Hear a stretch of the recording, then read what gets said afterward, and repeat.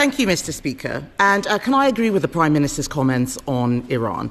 Today, Irfan Soltani faces execution for protesting in Iran, and I'm sure the whole House will be united in condemning this. Yeah. Our thoughts are with him and his family and the brave protesters fighting for their freedom against an evil regime. Yeah. Mr. Speaker, I know the Home Secretary will be making a statement today on the West Midlands Police. The first thing that she should be announcing is the sacking of the Chief Constable. Yeah. And I thank the member for West Suffolk for relentlessly pushing this issue. Mr. Speaker, can I welcome the Prime Minister's latest U-turn? I feel like I say that every week. Mandatory digital ID was a rubbish policy, and we on this side of the House are glad to see the back of it. Yeah. But yesterday, the Health Secretary said the Prime Minister's New Year's resolution should be, and I quote, to try to get it right first. To try to get it right first time.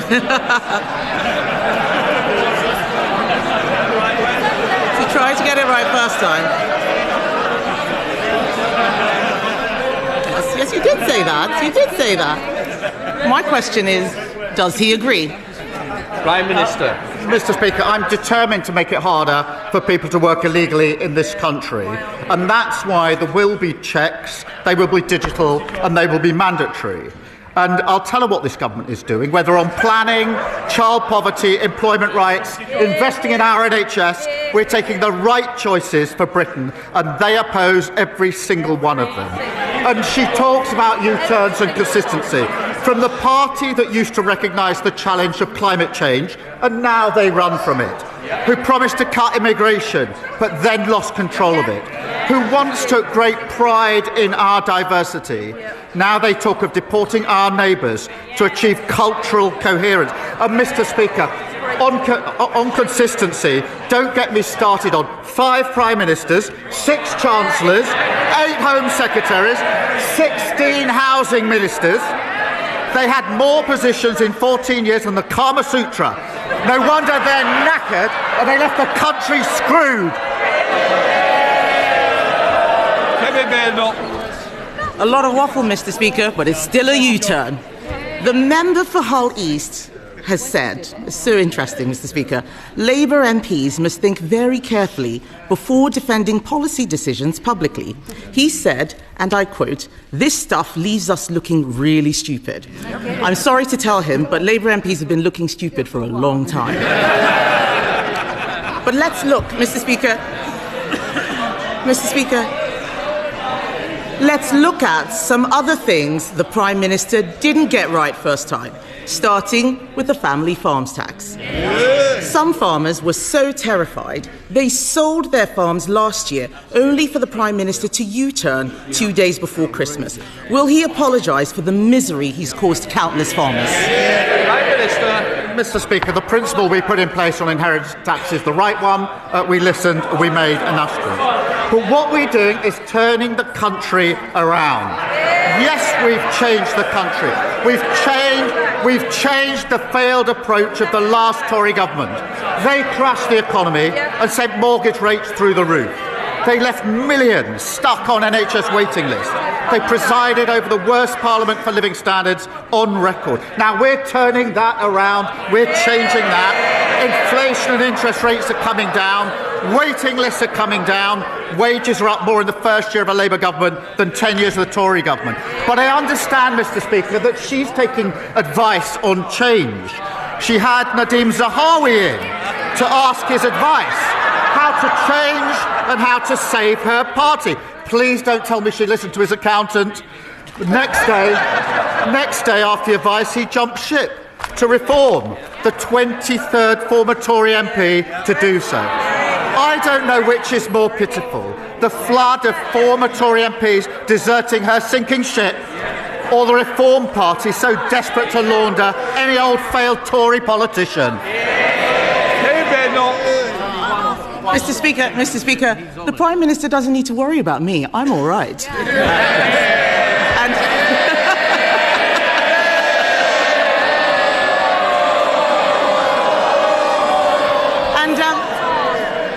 And I didn't hear an apology. I didn't hear an apology to the farmers. Has he even apologised to the member for Penrith, who stood up for farmers only to have the whip removed? This Prime Minister treats his MPs so badly, they follow his lead, and he hangs them out to dry every time.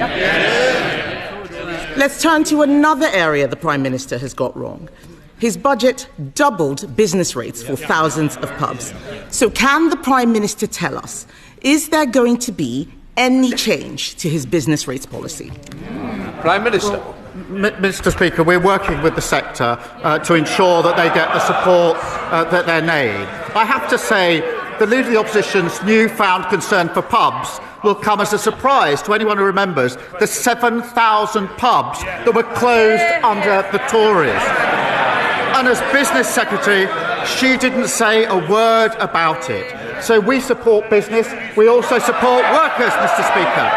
And that's why we passed our Employment Rights Act. And on Mr. Speaker, on Monday, the Business Secretary and I went to Croydon to discuss our Employment Rights Act with workers there. They were very keen on the paternity rights and the maternity rights, which I know the Leader of the Opposition opposes. And whilst we were there at IKEA, they showed me their new prototype, the IKEA Shadow Cabinet. The trouble is, nobody wants to buy it. It's mainly constructed of old dead wood. And every time you lose a nut, it defects to reform. Kemi Badenoch.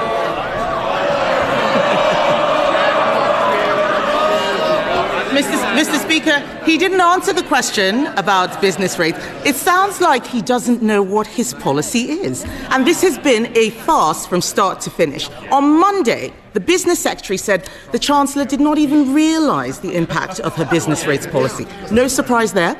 But yesterday, the Tax Office said that they did tell the government what the impact would be. So can the Prime Minister be clear? Did he understand the impact of his own policy on pubs? Prime Minister. Mr. Speaker, we're working with the sector. She hasn't explained why she said nothing about the 7,000 pubs that closed on her watch.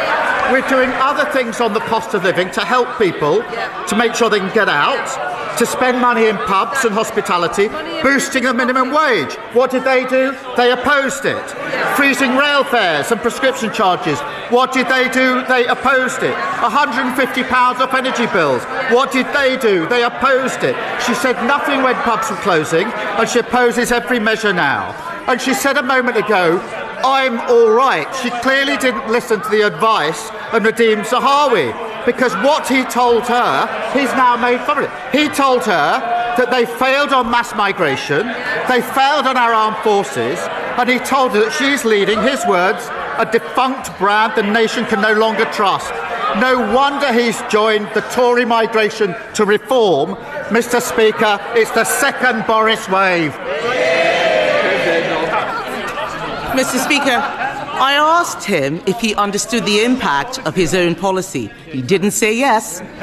The reason he U-turns all the time is because he is clueless. He is blowing around like a plastic bag in the wind, no sense of direction whatsoever. And let's be clear, Mr. Speaker, this mess goes beyond pubs. The whole of the hospitality industry, cafes, hotels, restaurants, they're all being clobbered by Labour's tax hikes.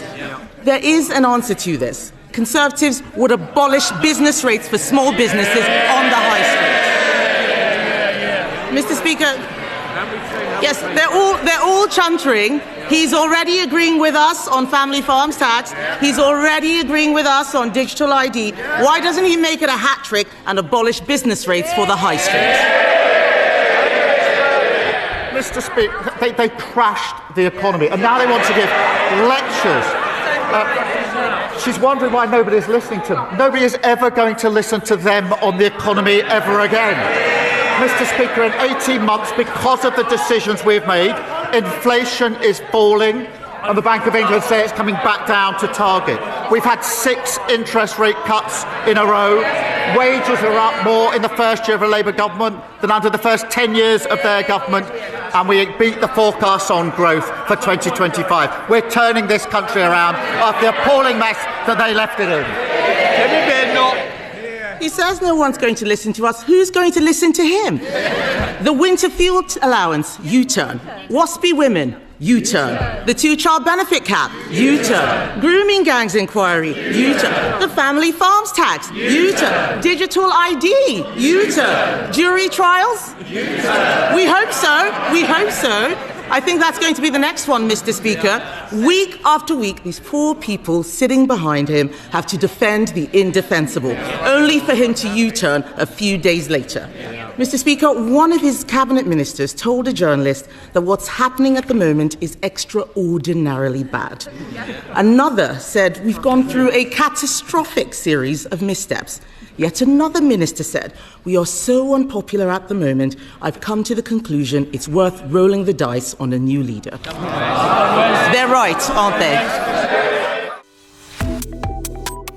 Subscribe to One India and never miss an update.